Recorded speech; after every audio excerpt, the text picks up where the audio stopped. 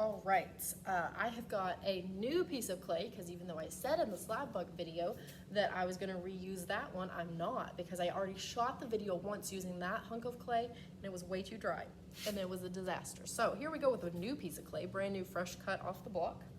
I've got a small piece that I'm going to use to make a base. So the base for this is going to be pretty much exactly like the base for your slab mug was.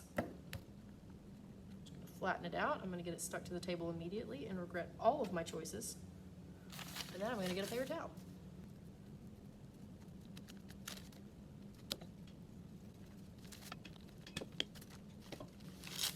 There we go with the paper towel. Good stuff. Let's get a new paper towel so I don't get that going through. A couple more rolls should probably be good. Okay, I'm happy with that. This is going to be the bottom because I'm just going to leave that paper towel on there. Okay, I'm going to set it down here. You do want to try to make sure there's not too much clay stuck to your table so that you don't hate yourself when you try to pick this up. And you should be picking this up like every 2 minutes or so. You set a timer for yourself if you need to, but pick this up fairly frequently so it doesn't get stuck to the table. Not that I speak from experience, having filmed this video already once. Okay, so now I'm going to cut the shape of my pot, and I think I'm just gonna do like a little oval. Kind of do whatever shape you want to. You can make a little heart, you can make a circle, you can make a square, triangle, hexagon. Just gonna make this little oval shape. I'm gonna set it over here for a minute.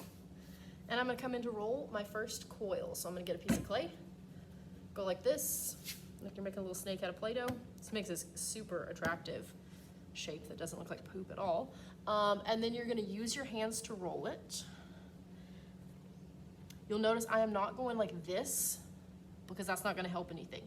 That's just going to give you flat spots. I'm going like this with all of my palms, from my fingertips all the way to my palms.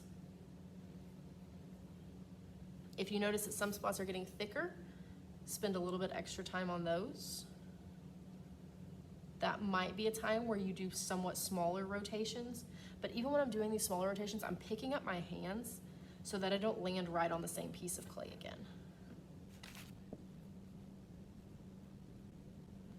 And then as it gets longer, every rotation, I'm starting with my hands in the middle and I'm moving them outwards, and that's what helps the clay move outwards. If you were doing this and it is breaking like consistently, you probably need a new piece of clay. Because that's what was happening to me in the last video that I tried to shoot. Anytime I rolled it, it broke. Now, I could definitely break this piece, and every clay is going to break at some point if you keep rolling it, but it shouldn't be breaking like all the time. This area is thick, so I'm going to work on it just a little bit more to kind of thin it out. I want it to be somewhat even. Bring my base back in here. The goal of this is that I'm going to start here and kind of wrap it up and around. I'm going to show you the most basic type of coil pot you can make. You can go so much further with this though. Look at the ideas I put on Pinterest and stuff and see what you want to do for your coil pot, but I'm just showing you something to kind of start with. So I'm going to attach it. So I need to rough it up. Remember that this is called scoring. If you're taking my final exam, this will be on it. The question will be, how do you attach two pieces of clay together? And the answer is score them, add water, and blend them. Because remember, smooth clay does not stick to smooth clay. And then I'm not gonna score this one just yet because I don't know exactly how long it needs to be. And honestly, when you're the first day, when you're working with wet clay on top of more wet clay, you're probably okay doing a little bit less. Like you can probably get away without scoring these. But when you come back and work on it tomorrow, because your coil pot will take you multiple days, you'll definitely, when you're attaching new clay to clay that has already dried somewhat overnight, you will want to make sure that you are scoring it like really, really well. So I'm just gonna put this on here where I've added the water and score marks. And I'm gonna put it down like this.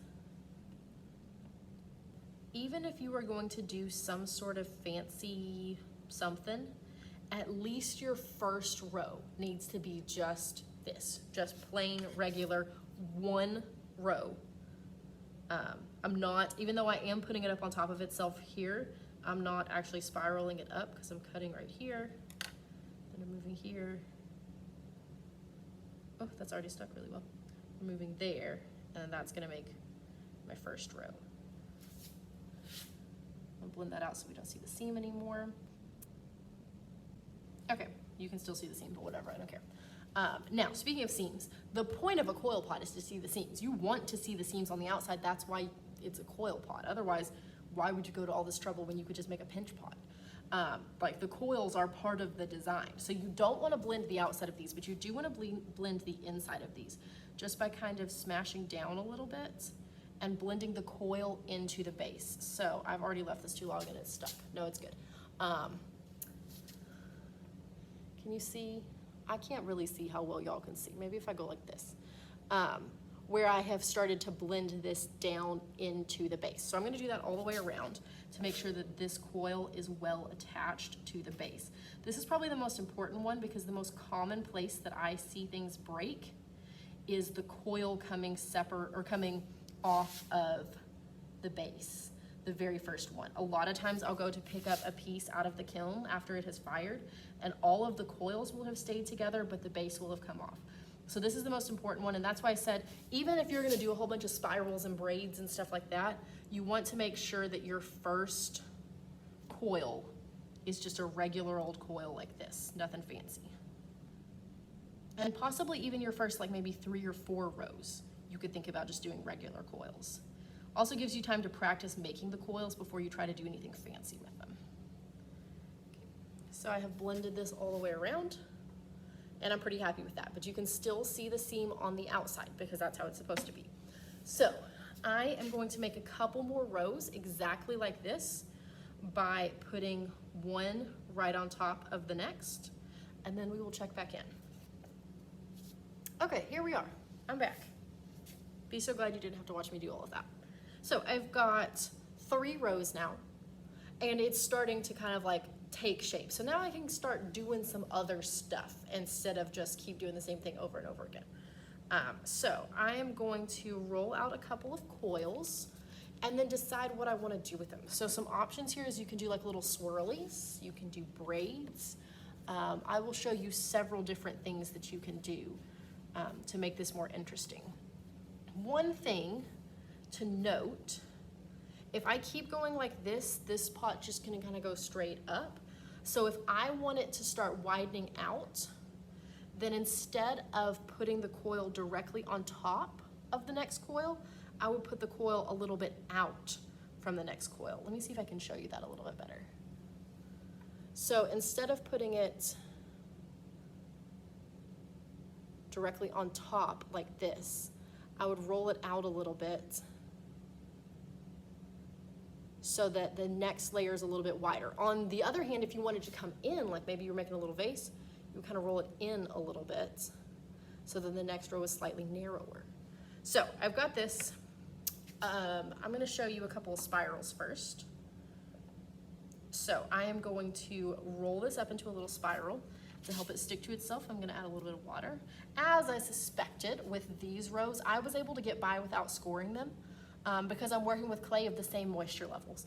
I did blend the crap out of them, but they don't necessarily have to be scored if you're working on the same day. It's not gonna hurt you to score, just might not be necessary. Next day, totally score it.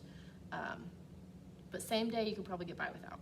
I did add water between each layer though. Okay, so what I'm doing is I'm just rolling this little guy up like a snail, like this. And then I can attach him on here like this if I want to. I'm not actually really attaching these, I'm just kind of setting them on here. You would do the same thing, you would add water. If it was second day working, you would score, you would blend the inside. I am not doing all that because I don't want to be here for the next 3 hours. I am just showing you some of the things that you can do. So that was like a little snail spiral. You can also do like this. So I rolled up both ends of it. So you could have a little spiral like this. You could do that, except for roll the other end the other way. My clay is not happy because I'm trying to move it really quickly. You could take your time and do this a lot nicer. But you could do something like this, like a little S curve. I'll put that one on there.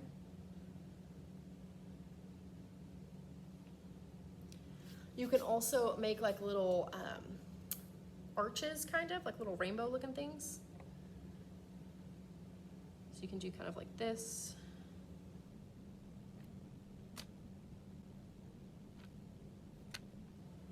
Then you could attach these this way, but then you could also attach them this way or this, you know, whatever. I'll put this one on here like this.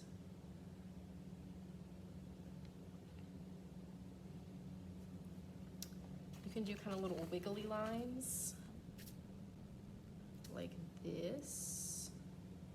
Again, I'm moving my clay very quickly and it is cracking. You can do better than this. Just make little like wiggly things, like such. I really like this one. This one isn't a coil at all. You just get clay and roll it into a little ball and then kind of flatten one side. So it's kind of like a little teardrop shape. And these are really good if you have areas that have like little holes here. You can kind of plug them and make like little polka dots. And then you have the little tail part sticking off that you can blend on the inside, but you can also just do an entire row of these if you want to. Just by, again, making a little ball and giving it like a little tail, and putting it on here and blending the tail downwards if you want some sort of kind of like polka dot. I actually had somebody who made an entire piece of just these. They did like the first two coils and then they did this and it looked really cool. So like that, that's a nice way to attach like little polka dot things and not have them be in danger of falling off.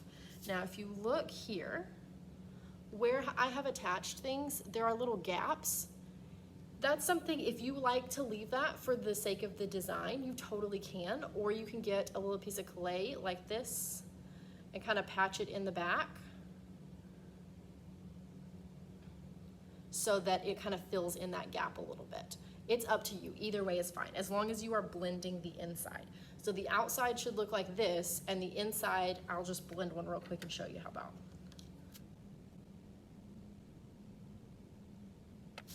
So the outside should look like this, and the inside should look like this. It should be blended, probably even a little bit better than what I've done there. But that's gonna hold it together. Remember, you've got to blend as you go. You can't do 7 layers and then be like, okay, I'm gonna come back tomorrow and blend all the layers I did today.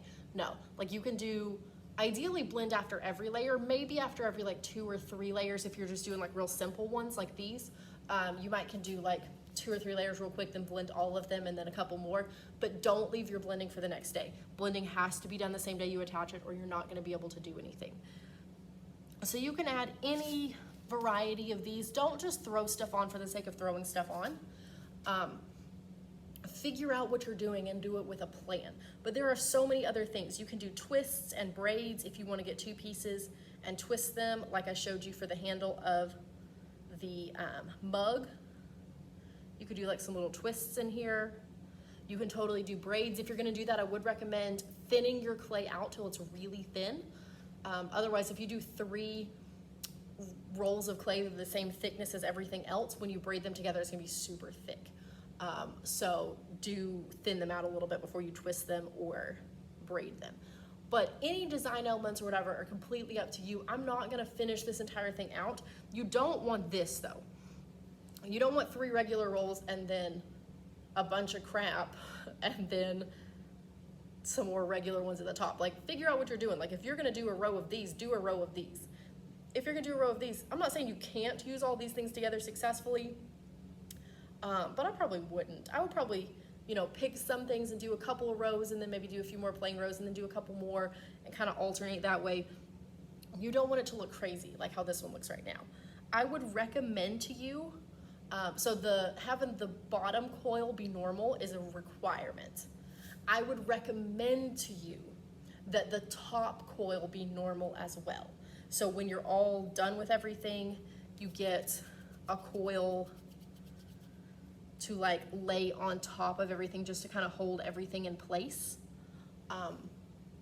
Some designs that would mess up the way your design looks and you're not going to want to do it, and that's okay. I'm not saying you have to do it, but for a lot of things, if you just have like kind of these more rough wavy edges, it's just not gonna be as aesthetically pleasing. A lot of times capping it off with a normal row kind of brings everything together and makes it look like purposeful. So I would recommend that, but I won't require it. It is up to you. Same as with the last two pieces. If you have any questions, if you want to know if this is going to work or this is going to work or whatever, is this too thick, is this too thin, why does my clay keep cracking when I roll it, just ask for help. I'll be happy to help you. But yeah, same as before, once you have finished the video, filled out the worksheet, get started on your sketch. For this one, I would probably do a little bit more research than any of the other ones. Look on Pinterest, see what you can find, just Google Coil Pot. And you can find a bunch of examples that I didn't show you here. Like I said, I just showed you kind of the basics, but you can definitely go beyond this. So do your research, do your sketch. When you're done with your sketch, get started on your coil pot.